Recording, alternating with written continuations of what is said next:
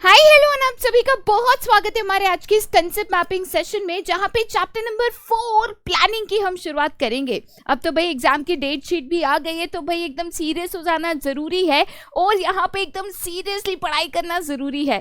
ठीक है, तो यहाँ पे one of the most important chapters जो कि है प्लानिंग, उसकी हम शुरुआत करेंगे।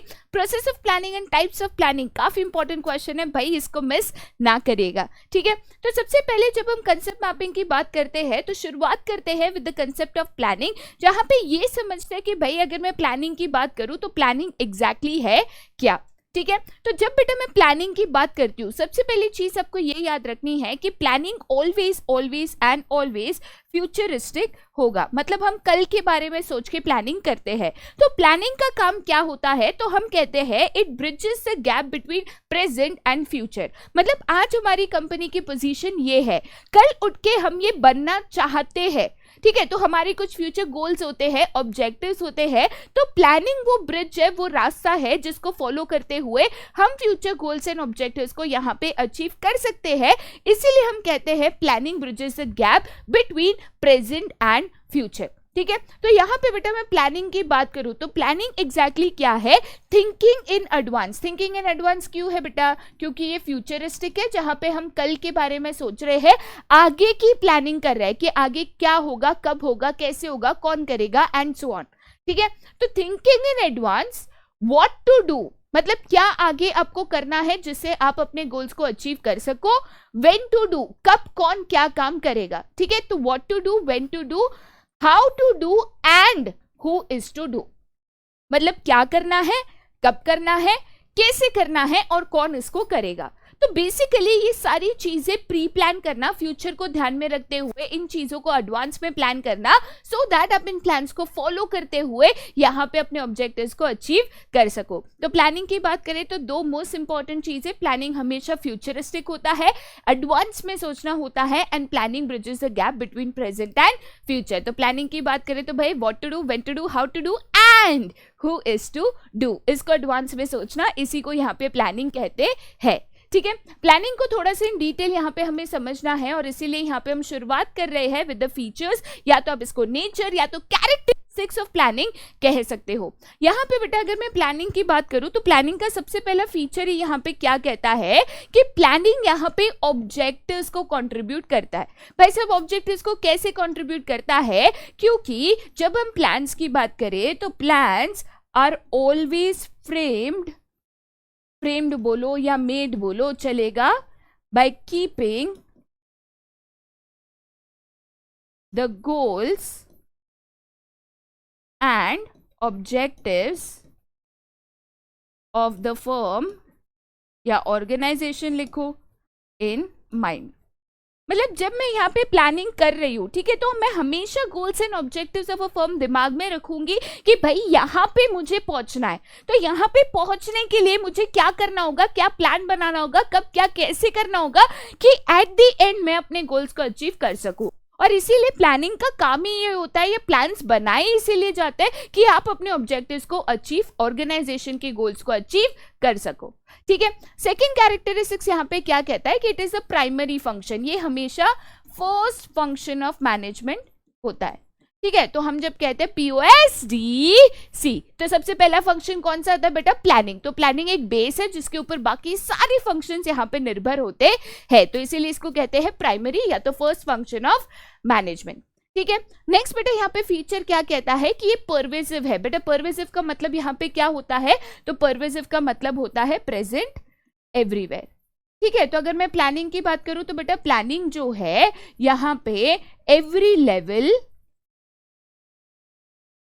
एंड एवरी ऑर्गेनाइजेशन में यहाँ पे पाया जाता है। तो चाहे आप टॉप लेवल का हो, मिडिल लेवल का हो, लोअर लेवल का हो, छोटे से बड़ा ऑर्गेनाइजेशन का हो, हर जगह पे प्लानिंग की जरूरत होती है, क्योंकि हर जगह हम गोल्स एंड ऑब्जेक्टिव सेट करते हैं और उसको पाने के लिए प्लानिंग करने की जरूरत होती है। ठीक है, आगे जाते हैं नेक्स्ट पे, जो कहता है प्लानिंग हमेशा फ्यूचरिस्टिक है, फॉरवर्ड लुकिंग है। ठीक है, तो यहाँ पे जब हम प्लानिंग की बात करें तो हम यहाँ पे फ्यूचर गोल्स देखते हैं कि कल उठ के हमें क्या करना है, क्या बनना है। देखो जो हो गया, जो पास्ट है, जो बीत गया, उसको तो हम बदल नहीं सकते।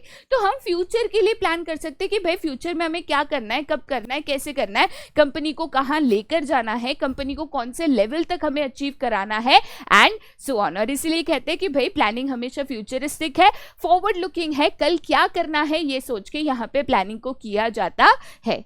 ठीक है, नेक्स्ट यहाँ पे फीचर क्या कहता है, तो planning is a continuous process. बेटा प्लानिंग क्यों कंटिन्यूअस है, तो देखो मान के चलो यहाँ पे आपने एक प्लान को बना दिया, ठीक है, फिर ये प्लान बनाने के बाद आपको यहाँ पे कंटिन्यूअस फॉलो अप लेना होगा। अब देखिए प्लान आपने बना दिया, बट मान के चलो कोई बिजनेस एनवायरनमेंट का फैक्टर चेंज हो गया, या कोई नया कॉम्पिटिटर आ गया, या कोई नई गवर्नमेंट पॉलिसी आ गई, तो ऐसे केस में प्लान्स को चेंज करना, मॉडिफाई करना, एडजस्ट करने की जरूरत पड़ सकती है। और इसीलिए प्लानिंग कंटिन्यूअस होता है, जब जरूरत पड़े उसको चेंज, मॉडिफाई, ऑल्टर करना पड़ सकता है, इसीलिए वी से planning is a continuous process. ठीक है, नेक्स्ट इंपॉर्टेंट फीचर क्या है, तो प्लानिंग इन्वॉल्व्स डिसीजन मेकिंग। अब जैसे हम प्लान बनाते हैं तो प्लान बनाते वक्त हमें बहुत सारे यहाँ पे ऑल्टरनेटिव्स मिलता है। ये बेटा ऑल्टरनेटिव्स मतलब क्या, तो बेसिकली आप कह सकते हो ऑप्शंस, राइट। तो इन ऑप्शंस में से हम हमेशा यहाँ पे बेस्ट ऑल्टरनेटिव को चूज करते हैं कि भाई मुझे एक काम करना है, तो एक काम करने के अनेक तरीके हैं, बट मुझे वो तरीका चूज करना है जो बेस्ट मेथड हो। ठीक है, यहाँ पे एफडब्ल्यू टेलर ने भी कहा था मेथड स्टडी में। तो यहाँ पे ये डिसीजन मेकिंग इन्वॉल्व करता है, जहाँ पे प्लानिंग करते वक्त आपको इन बेस्ट मेथड्स को फाइंड आउट करके उनको चूज करना होता है। ठीक है, चलिए आगे जाते हैं टू द नेक्स्ट। अब नेक्स्ट फीचर यहाँ पे क्या कहता है, तो प्लानिंग एक मेंटल एक्सरसाइज है। ठीक है, कहने का मतलब क्या है कि प्लानिंग में इंटेलेक्चुअल प्रोसेस यहाँ पे इन्वॉल्व होता है। देखिए प्लानिंग बेटा बहुत कॉम्प्लेक्स है, कोई भी व्यक्ति ऐसे ही प्लान नहीं कर सकता है, वो कॉम्प्लेक्स प्रोसेस है, वहाँ पे एक्सपर्टाइज इंटेलिजेंट लोगों की ज़रूरत होती है।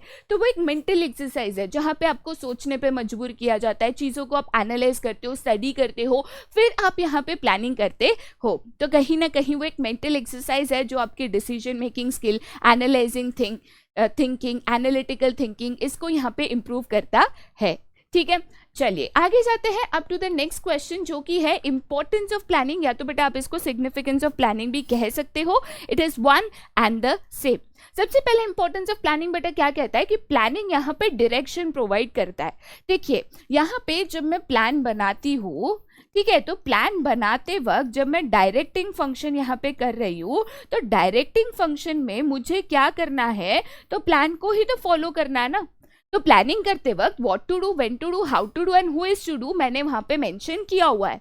तो जब हम एक्चुअल काम की शुरुआत करते हैं, जब हम प्लानिंग इंप्लीमेंटेशन करते हैं, तो वही प्लान आपको डायरेक्शन दिखाता है कि भाई आपको शुरुआत कहाँ से करनी है, कौन क्या काम करेगा, कब करेगा, एक्सेट्रा। तो बेसिकली आपके हाथ में एक मैप है, बस उस मैप को फॉलो करते हुए वहां पे आपको चलना है। ठीक है, नेक्स्ट इंपॉर्टेंस क्या कहता है कि planning reduces the risk of uncertainties. देखिए अनसर्टेनिटीज याद रखना, they can not B predicted.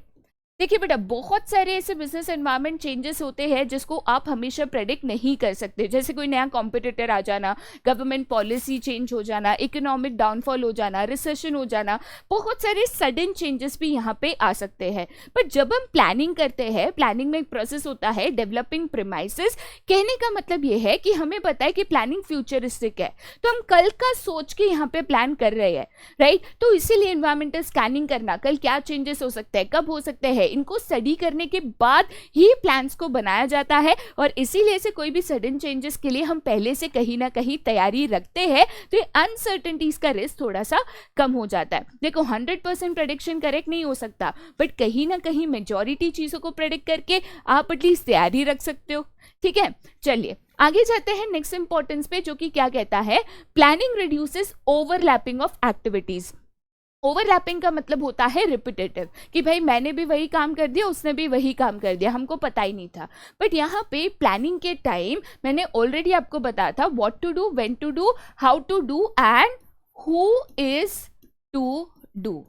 ठीक है, तो यहाँ पे मैंने प्लानिंग में ऑलरेडी बता दिया है कि भाई कौन क्या कब काम करेगा। तो यहाँ पे वर्क अलोकेशन प्रॉपर्ली हो जाएगा, डिविजन ऑफ वर्क प्रॉपर्ली होगा, कब कौन क्या काम करेगा वो उसको पता होगा। तो इसके कारण जो ओवरलैपिंग एक्टिविटीज है उसका जो चांसेस है काफी रिड्यूस हो जाता है। ओवरलैपिंग नहीं होगा तो रिसोर्सेज भी वेस्ट नहीं होंगे, तो एफिशिएंसी भी आएगी, ऑप्टिमम यूज ऑफ रिसोर्सेज भी होगा और कॉस्ट भी आपका कम हो जाएगा। ठीक है। नेक्स्ट यहाँ पे इंपॉर्टेंस बेटा क्या है, तो प्लानिंग प्रमोट्स इनोवेटिव आइडियाज। देखिए जब भी हम प्लान करते हैं, जैसे मैंने कहा प्लानिंग एक मेंटल एक्सरसाइज है, तो यहाँ पे प्लानिंग के वक्त जो क्रिएटिव आइडियाज होते हैं, मान के चलिए आपके पास कोई नया आइडिया या नया मेथड ऑफ प्रोडक्शन है, कोई नया प्रोसेस आपको पता है, तो ऐसे क्रिएटिव आइडियाज को यहाँ पे आपको इनकलकेट करना होता है। ठीक है, तो बहुत बार इन चीज़ों के बारे में सोच के, क्रिएटिव आइडिया इनोवेशंस के बारे में सोच के हम यहाँ पे न्यू इनोवेटिव आइडियाज ला सकते हैं। नए आइडियाज के साथ यहाँ पे बेहतर प्लानिंग हमेशा हम यहाँ पे कर सकते हैं। ठीक है, नेक्स्ट पॉइंट बेटा क्या कहता है कि प्लानिंग फैसिलिटेट्स डिसीजन मेकिंग। जैसे मैं आपको ऑलरेडी बता चुकी हूँ कि प्लानिंग का काम होता है हमेशा यहाँ पे best of the available alternatives को चूज करना। तो बेस्ट ऑल्टरनेटिव हम चूज कर रहे हैं, तो प्लानिंग के कारण ही हम डिसीजन मेकिंग कर पा रहे हैं ना। अरे भाई मुझे आज कोई भी डिसीजन लेना है तो मैं पहले प्लान चेक करूंगी कि क्या ये प्लान के मुताबिक है, क्या प्लान को वो डिसीजन सपोर्ट कर रहा है, क्या प्लानिंग के मुताबिक करेक्ट है, और उस हिसाब से हम डिसीजन ले सकते हैं। इवन जब हम कंट्रोलिंग करते हैं बेटा, तो जब हम चेक करते हैं कि प्रोडक्ट स्टैंडर्ड क्वालिटी है या नहीं है, तो प्लानिंग में देख के चेक करते हैं ना, तभी तो डिसाइड कर पाते हैं कि ये प्रोडक्ट को अप्रूव करे या रिजेक्ट करे। तो इसीलिए हम कहते हैं प्लानिंग कहीं ना कहीं डिसीजन मेकिंग को सपोर्ट करता है। मैनेजर्स के लिए वो एक हेल्प है कि आप इसके बेसिस पर डिसीजन ले सकते हो। ठीक है, नेक्स्ट यहाँ पे बेटा इंपॉर्टेंस क्या है, जैसे मैं ऑलरेडी बता चुकी हूँ कि प्लानिंग एक स्टैंडर्ड फॉर कंट्रोलिंग डेवलप करता है। देखिए कंट्रोलिंग में हम हमेशा कंपेरिजन करते हैं। कंपेरिजन किस में करते हैं, तो जो आपका एक्चुअल परफॉर्मेंस है, ठीक है, वर्सेस जो आपका स्टैंडर्ड परफॉर्मेंस है, राइट। तो ये जो बेटा स्टैंडर्ड परफॉर्मेंस है, ये कहाँ पे मेंशन्ड होगा, तो जनरली ये आपके प्लानिंग में मेंशन्ड होता है। तो प्लानिंग हमें स्टैंडर्ड परफॉर्मेंस देती है, फिर जब एक्चुअल काम शुरू होता है हम उसको स्टैंडर्ड से कंपेयर करते हैं, राइट। कंट्रोलिंग का बेटा काम ही यही है कि ये इंश्योर करना कि चीजें एज पर प्लान हो। तो प्लानिंग होगा तो कंट्रोलिंग कर पाओगे, अगर प्लानिंग ही नहीं है तो फॉलो तो क्या करवाओगे। ठीक है, तो इसीलिए बेटा प्लानिंग बहुत ही ज्यादा यहाँ पे जरूरी है। भले प्लानिंग जरूरी है, बट प्लानिंग के कुछ ऐसे लिमिटेशंस है। Some limitations are internal, some limitations are external. देखिए एक्सटर्नल लिमिटेशंस जो होते हैं जनरली हमारे कंट्रोल में नहीं होते, तो ज्यादा से ज्यादा हम क्या कर सकते हैं, तो उसके लिए तैयारी कर सकते हैं कि भाई नुकसान कम से कम हो। बट मेन फोकस हमेशा हमारा इंटरनल लिमिटेशंस पे होना चाहिए, क्योंकि इसको हम कंट्रोल कर सकते हैं, मॉडिफाई कर सकते हैं, और इन लिमिटेशंस को कम या इनके इफेक्ट को कम कर सकते हैं। कौन से है ऐसे इंटरनल लिमिटेशंस, तो सबसे पहले आता है कि प्लानिंग के कारण रिजिडिटी हो सकती है। ये रिजिडिटी का मतलब क्या होता है कि यहाँ पे things can not be changed और मॉडिफाइड। ठीक है, और मॉडिफाइड, ये मतलब क्या कि एक बार अगर प्लान बन गया तो उसको बस आपको फॉलो करना है। प्लान बन गया, आपको दे देंगे कि भाई तेरे को काम ऐसे करना है, इसको फॉलो करते हुए कर। अब आपको लगता है कि भाई मेरे पास कोई बेटर मेथड है या बेटर तरीके से मैं कर सकता हूँ या कर सकती हूँ, तो आपके पास मौका नहीं है। रिजिड प्लान्स होते हैं, एक बार बन गया तो बार बार उसमें चेंजेस नहीं आ सकते, बस आपको फिर उसको अंधाधुंध फॉलो करना है। ठीक है, नेक्स्ट इंपॉर्टेंट लिमिटेशन क्या है कि प्लानिंग डायनामिक एनवायरनमेंट में काफी बार अगर काम नहीं करता। ठीक है, होता क्या है कि डायनामिक एनवायरनमेंट में अगर मान के चलो फ्रीक्वेंट चेंजेस हो रहे हैं, देखिए चेंजेस तो एनवायरनमेंट में होंगे, एनवायरनमेंट डायनामिक है और चेंजेस होना ही है, बट अगर ये चेंजेस फ्रीक्वेंट है तो मैं प्लान्स को फ्रीक्वेंटली नहीं बदल सकती। हाँ, एक आधा चेंज आया, प्लान को थोड़ा मॉडिफाई करना पड़ा, आप कर लोगे, बट हर महीने हर दिन चेंजेस आ रहे हैं, हर दिन हर महीने प्लान्स तो नहीं बदल सकते, फिर वो प्लान फेल ही होना है। तो ऐसे केस में अगर आप ऐसे बिजनेस एनवायरनमेंट में काम करते हो जहाँ पे चेंजेस बहुत फ्रीक्वेंट है, तो प्लानिंग काम नहीं करेगा। ठीक है, आगे जाते हैं नेक्स्ट लिमिटेशन पे, जो कि क्या कहता है कि प्लानिंग रिड्यूसेस क्रिएटिविटी। एक क्यों रिड्यूसेस क्रिएटिविटी, क्योंकि जैसे मैंने बताया ये प्लान्स जो होते हैं रिजिड होते हैं। रिजिड होते हैं तो एक बार प्लान बन गया तो सभी को पता है कि हमें इसको बस फॉलो करना है। आपका दिमाग, आपके आइडियाज, आपके इनोवेशन, इसका कुछ काम नहीं है। एक बार प्लान बन गया तो उसको फॉलो करना है। हो सकता है कि आपके पास बेटर आइडिया है, हो सकता है कि आप सोच रहे हो कि इसको और क्या तरीके से कर सकते हैं, बट इसका कोई यहाँ पे यूज नहीं होगा। तो एक बार प्लान बन गया तो चुपचाप अपने दिमाग को स्विच ऑफ करो और वो प्लान को आप फॉलो करते चलो, जो कि एक नेगेटिव पॉइंट है। ठीक है। नेक्स्ट इंपॉर्टेंट लिमिटेशन क्या है कि प्लानिंग में काफी ज्यादा यहाँ पे कॉस्ट जाता है। देखिए प्लानिंग में कॉस्ट क्यों जाता है, जैसे मैंने बोला कि प्लानिंग एक कॉम्प्लेक्स प्रोसेस है, तो इसमें यहाँ पे आपको एक्सपर्ट लोगों की जरूरत होती है। ठीक है, तो एक्सपर्ट लोग, एनालाइजिंग, रिसर्च, डेटा कलेक्ट करना, एनालाइज करना, तो ये सब में टाइम और खर्चा दोनों जाता है। तो काफी छोटी कंपनीज इसको अफोर्ड नहीं कर पाती, और काफी कंपनीज के लिए ऐसे होता है कि भाई जितना खर्चा होगा उतना तो फायदा होगा क्या। तो कॉस्ट बेनिफिट एनालिसिस करना यहाँ पे बहुत इंपॉर्टेंट है कि भाई प्लानिंग में खर्चा तो है, बट क्या उतना फायदा हमें होगा या नहीं होगा। ठीक है, लास्ट यहाँ पे लिमिटेशन क्या है कि प्लानिंग में सक्सेस की कोई गारंटी नहीं है। देखिए मैं प्लान करती हूं तो यहाँ पे चांसेस ऑफ अचीविंग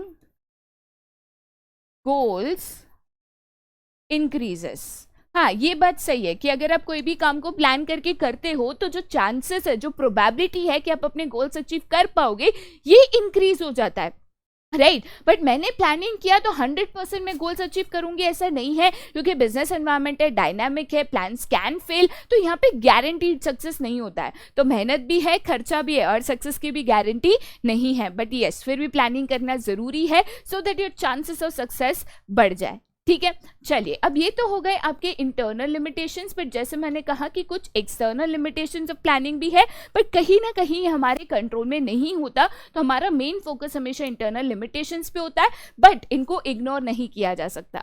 देखिए one of the external limitations हमेशा आपका रहेगा नेचुरल कैलामिटी, जैसे कि मान के चलो यहाँ पे हम बात करते हैं अर्थक्वेक की, या तो अगर हम यहाँ पे बात करते हैं फ्लड्स की एंड सो ऑन।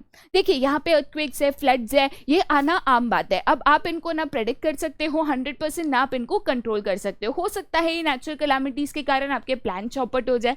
ठीक है, नेक्स्ट यहाँ पे लिमिटेशन है चेंज इन कॉम्पिटिटर्स पॉलिसी। अब मान के चलिए कि यहाँ पे हम एग्जाम्पल लेते हैं, आपने यहाँ पे सोचा था कि हम यहाँ पे हैवी डिस्काउंट्स देंगे, ठीक है, या तो हम मान के चलिए यहाँ पे कोई ऑफर्स देंगे, और अचानक से आपके कॉम्पिटिटर ने आपसे बेटर डिस्काउंट दे दिया या ऑफर दे दिया, फिर आपका प्लान काम करेगा क्या, फिर आपके उतने सेल्स होंगे क्या। देखिए आप अपनी स्ट्रेटेजीज और प्लान्स बना सकते हो, बट आपको कॉम्पिटिटर की स्ट्रेटेजी और प्लान्स तो पता नहीं है। तो काफी बार अगर वो आपसे बेटर प्लानिंग करते हैं या बेटर ऑफर लॉन्च कर देते हैं, तो हो सकता है कि आपका अगेन यहाँ पे प्लानिंग फुस फुस फेल हो जाए।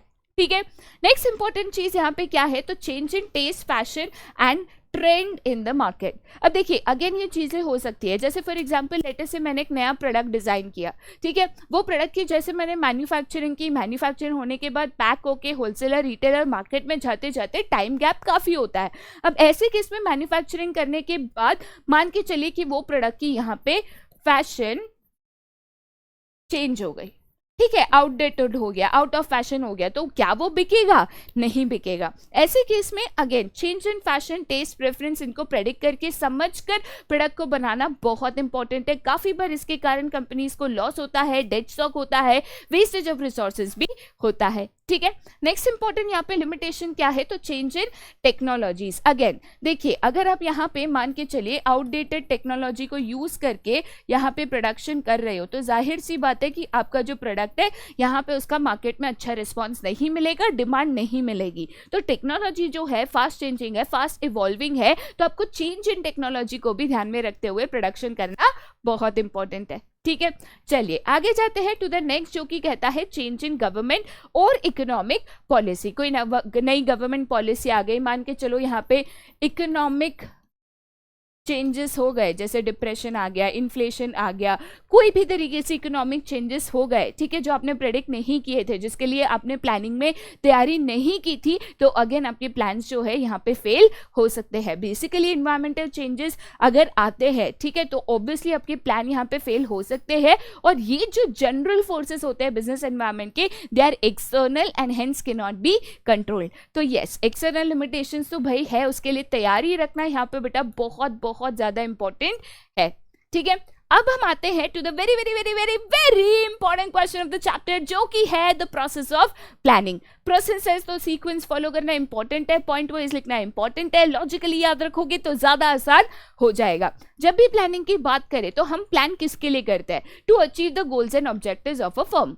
तो गोल्स और ऑब्जेक्टिव्स अचीव करना है, कोई जगह पे पहुंचना है, तो पहले जगह डिसाइड होगी। तो इसीलिए यहाँ पे प्लानिंग की हमेशा शुरुआत होती है bye setting up of the objectives of a firm. Firm कि भाई मुझे कहाँ पे पहुंचना है, तो यहाँ पे आप गोल्स एंड ऑब्जेक्टिव्स कहो तो भी चलेगा, ठीक है। तो यहाँ पे मुझे कहाँ पहुंचना है, क्या अचीव करना है, जिसके लिए मैं यहाँ पे प्लानिंग कर रही हूँ। तो सबसे पहले आपको goals and objectives of a firm यहाँ पे सेट करना होगा। एक बार आपकी गोल्स एंड ऑब्जेक्टिव्स यहाँ पे सेट हो गए, फिर आपकी सबसे पहली चीज होती है यहाँ पे डेवलपिंग प्रीमाइसेस। प्रीमाइसेस की बात करूँ तो यहाँ पे डेवलपिंग प्रीमाइसेस का मतलब होता है forecasting about future business environment changes। देखिए, आप सभी को पता है कि प्लानिंग फ्यूचरिस्टिक है। फ्यूचरिस्टिक है और बिजनेस जो एक सराउंडिंग में काम करता है उसको कहते हैं बिजनेस एनवायरनमेंट, जो कि डायनामिक है, कॉन्स्टेंटली चेंजिंग है। तो अगर बिजनेस एनवायरनमेंट कल उठ के चेंज हो गया तो आपका प्लान फेल हो जाएगा। तो प्लानिंग करने की पहले ही हम फ्यूचर को प्रेडिक्ट करते हैं, फोकस करते हैं, ऐसे चेंजेस को समझने की कोशिश करते हैं कि उन चेंजेस के मुताबिक हम अकॉर्डिंगली यहाँ पे प्लानिंग कर सके। उसी को बेटा यहाँ पे क्या कहते हैं, डेवलपिंग प्रीमाइसेस। तो चलो, अपने फोरकास्टिंग भी कर लिया, आपको पता भी चल गया कि आगे के शायद ये चेंजेस हो सकते हैं, तो उस मुताबिक मुझे प्लानिंग करनी है, ठीक है। तो उसके बाद आपका थर्ड स्टेप यहाँ पे आता है कि जो भी आपके पास वेरियस ऑल्टरनेटिव्स है उसकी एक लिस्ट बनाना, ठीक है। तो मान के चलिए यहाँ पे मेरे पास ऑल्टरनेटिव ए है, then I have alternative B, C, D and so on. देखिए, कोई भी काम करने के अनेक तरीके होते हैं, तो इस स्टेज पे आपको हर एक तरीका ढूंढ के यहाँ पे एक लिस्ट बनानी है कि भाई मुझे अगर ये काम करना है तो उसको करने के इतने सारे डिफरेंट ऑल्टरनेटिव्स, इतने सारे डिफरेंट मेथड्स या तरीके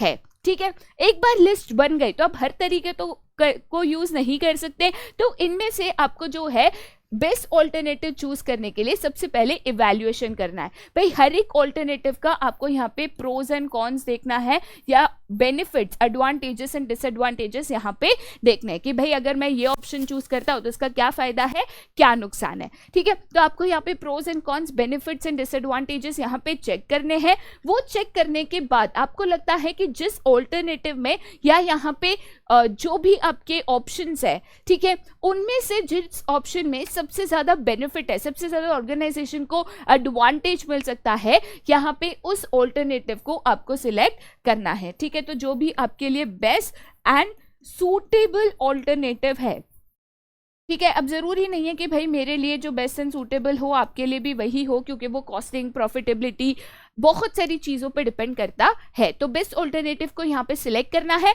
और ऑल्टरनेटिव सिलेक्ट हो गया। अब आपको पता है कि मुझे ये तरीके से आगे बढ़ना है, तो भाई देरी किस बात की। तो इसीलिए नेक्स्ट स्टेप हमेशा इंप्लीमेंटिंग द प्लान होता है, ठीक है। तो सबसे पहले आप ऑब्जेक्टिव सेट करते हो, फिर आप फ्यूचर में क्या चेंजेस हो सकते हैं उसका फोरकास्ट करते हो। चेंजेस फोरकास्ट करने के बाद अकॉर्डिंगली आप यहाँ पे ऑल्टरनेटिव्स के सर्च में लग जाते हो कि भाई मुझे ये गोल अचीव करना है, ये ऑब्जेक्टिव अचीव करना है, उसके कितने तरीके हैं, उसकी एक पूरी लिस्ट बना देते हो। लिस्ट बनाने के बाद यहाँ पे आप इवैल्यूएशन चालू करते हो कि भाई हर एक तरीके में क्या फायदा, क्या नुकसान है।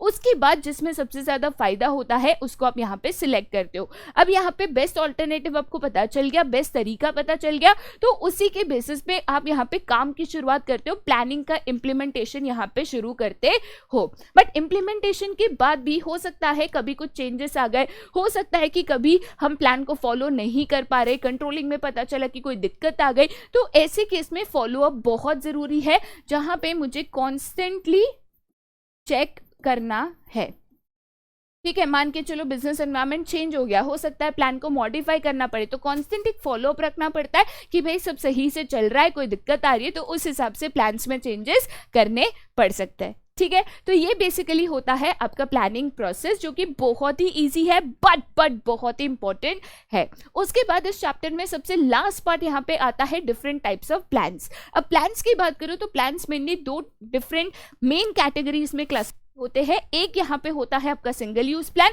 देन आता है आपका standing plan. Single use plan की यहाँ पे बात करूँ तो सिंगल यूज प्लान बेसिकली एक ऐसा प्लान होता है जिसको आप एक इवेंट के लिए बनाते हो कि भाई मुझे ये काम करना है, तो उसके लिए मैंने प्लानिंग करी। इस प्लान को बार बार लगातार यूज नहीं किया जाता है, एक बार बना, यूज किया, प्लान खत्म, नया काम, नया प्लान बनेगा, यो यूज होगा, वापस खत्म। इसको कहते हैं सिंगल यूज प्लान, ठीक है। दूसरा यहाँ पे टाइप होता है standing plan. Standing plan is exactly opposite of single use plan. Standing plan में हम एक ही बार को बार बार रिकरिंगली यूज करते हैं, क्योंकि जिस चीज के लिए वो प्लान बनाया जाता है वो रिकरिंग है। फॉर एग्जाम्पल मान के चलो एडमिशन प्रोसेस, तो हर साल में कॉलेज में एडमिशन होते हैं, तो हर साल आप सेम यहाँ पे प्लान यूज करोगे, सेम प्रोसीजर को यूज करके एडमिशन लोगे, हर साल थोड़ी ना नया प्रोसेस बनाओगे या प्रोसीजर बनाओगे, राइट। तो ऐसे प्लान्स को कहते हैं स्टैंडिंग प्लान, जिसको आप रिपीटेटिवली यूज करते हो, बार बार लगातार यहाँ पे यूज करते हो, ठीक है। डिफरेंट टाइप्स ऑफ प्लान की बात करें तो उसमें सबसे पहला प्लान जो आता है दैट इज योर ऑब्जेक्टिव्स। अब ऑब्जेक्टिव्स की बात करें तो ना ये सिंगल यूज प्लान है और ना ही ये स्टैंडिंग प्लान है, ठीक है। ऑब्जेक्टिव्स हमेशा यहाँ पे कहा जाता है स्मार्ट होने चाहिए। स्मार्ट का मतलब क्या होता है? Specific, measurable, achievable, relevant and time bound. जब भी आप ऑब्जेक्टिव्स को सेट करो तो इन कैरेक्टरिस्टिक्स को उसमें इंक्लूड करना चाहिए। ऑब्जेक्टिव्स मेजरेबल होने चाहिए, स्पेसिफिक होने चाहिए, कितने टाइम में कंप्लीट करोगे ये मेंशन होना चाहिए। साथ ही साथ ऐसे ऑब्जेक्टिव सेट करो जो कि रेलेवेंट और अचीवेबल हो, हवा में बातें मत करो, ठीक है। उसके बाद आता है आपका स्ट्रेटेजी। अब स्ट्रेटेजी भी ना ही सिंगल यूज प्लान है ना ही स्टैंडिंग प्लान है, बट स्ट्रेटेजी बेसिकली एक ऐसा कॉम्प्रिहेंसिव प्लान है जो हम ऑर्गेनाइजेशन के ऑब्जेक्टिव्स को अचीव करने के लिए बनाता है। तो ये याद रखिएगा क्योंकि काफी बार एग्जाम में पूछा गया है कि कौन सा ऐसा प्लान है जो ऑब्जेक्टिव्स अचीव करने के लिए बनाया जाता है और कॉम्प्रिहेंसिव भी है, तो दैट इज स्ट्रेटेजी। तो स्ट्रेटेजी का काम होता है कि एक ऑर्गेनाइजेशन को मदद करे कि वो अपने ऑब्जेक्टिव्स को यहाँ पे अचीव कर सके, ठीक है। उसके बाद नेक्स्ट बेटा यहाँ पे आता है पॉलिसीज।